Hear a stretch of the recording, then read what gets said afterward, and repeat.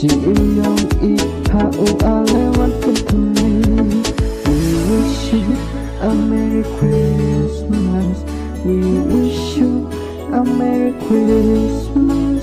We wish you a Merry Christmas. Good Christmas berbahagia.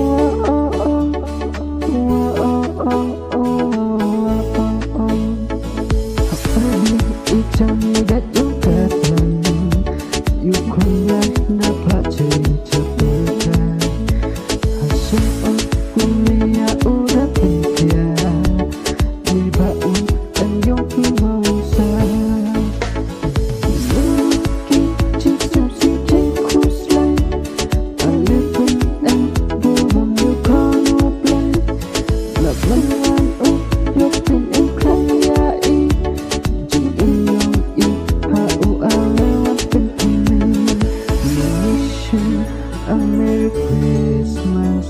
We wish you a Merry Christmas. We wish you a Merry Christmas. Good Christmas was so happy.